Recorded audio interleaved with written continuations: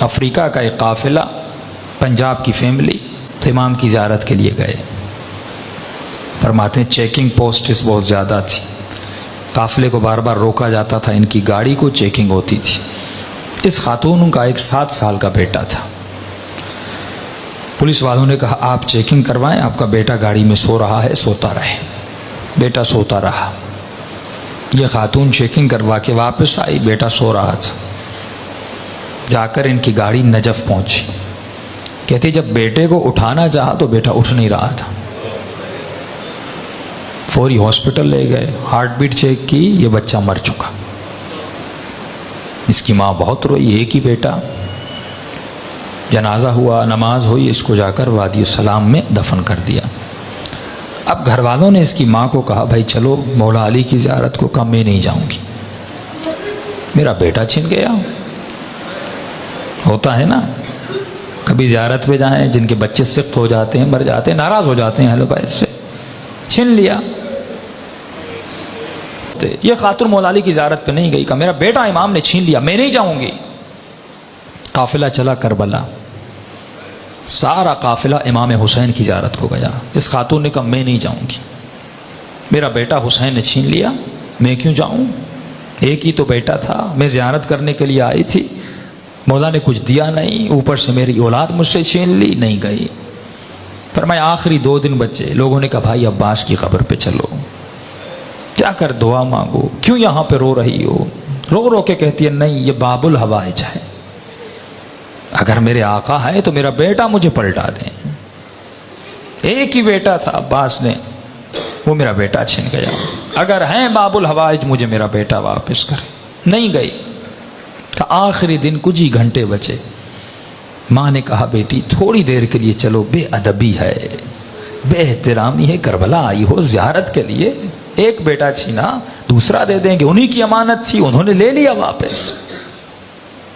بیٹی کو زبردستی لے گئے. یہ کہتی ہے جیسے میں عباس کی قبر کے کنارے پہ گئی، رو رہی تھی، مولا کی قبر کو دیکھ رہی تھی، اور دل ہی دل میں یا باب الحوائج یا باب الحوائج. کہتی ایک مرتبہ میں نے دیکھا ایک 7 سال کا بچہ اماں اماں کر کے دوڑتا ہوا آ رہا. کہتی میں پریشان ہو گئی، کہیں شدت غم کی وجہ سے کہ یہ کیفیت تو طاری نہیں ہو کہ اپنے بیٹے کو دیکھ رہی ہو. کہ نہیں، آ کے مجھے لپٹا. پھر میرے ساتھ جو خواتین تھی انہوں نے دیکھا، ہاتھوں کو چیک کیا، بالکل بیٹا سالم تھا. سب پریشان. بچہ رو رہا تھا. بچے سے پوچھنے کہ بھائی کہاں تھے، کہاں سے آ رہے ہو؟ کہا میں گاڑی میں سو رہا تھا، جب آنکھ کھلی تو میں نے خود کو لوگوں کی بھیڑ میں پایا. میں رو رو کے اماں اماں کر کے رو رہا تھا. چھوٹا سا بچہ، 7 سال کا معصوم بچہ. کہتے روتے روتے میں نے دور سے دیکھا ایک گھوڑے سوار ہے، اس کے ساتھ ایک جوان ہے، وہ دونوں آ رہے ہیں. مجھ سے پوچھا بیٹے کس کی تلاش میں ہو؟ کہا میری اماں گم ہو گئی. اس گھوڑے سوار نے مجھے کہا کہ بیٹے تو گھوڑے پہ سوار ہو جا. یہ بچہ کہتا ہے کہ میں نے اپنے بچپنے میں کہا کہ انکل مجھے ہاتھ دیں، میں گھوڑے پہ بیٹھ جاؤں. کہا گھوڑے سوار نے کہا میرے ہاتھ نہیں ہیں، میرے ہاتھ کٹے ہوئے ہیں. اس جوان کو کہا کہ اسے گھوڑے پہ بٹھا. کہتے اماں میں گھوڑے پر بیٹھا، اس گھوڑے سوار کے ساتھ آیا، یہاں تک کہ زری تک آئے. اس نے مجھے کہا بیٹے یہیں پہ کھڑے ہو جاؤ، تمہاری اماں تجھے مل جائے گی. جب اماں تمہاری تمہیں ملے تو میرا ایک پیغام دے دینا. کہ کون سا پیغام؟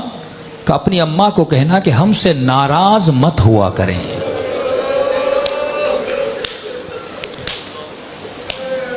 ہم تھوڑی تھوڑی باتوں کے لیے دنیا کی وجہ سے جب اہل بیت کا دل دکھاتے ہیں. یہ معجزہ وادی السلام میں سب تھا. فرماتے پھر وادی السلام کے قبر کو کھودا، کفن تھا، سب کچھ تھا، لیکن لڑکا وہاں پہ موجود نہیں تھا. وہ دینے پہ آئے، دیتے بھی ہیں، معجزے کرنے پہ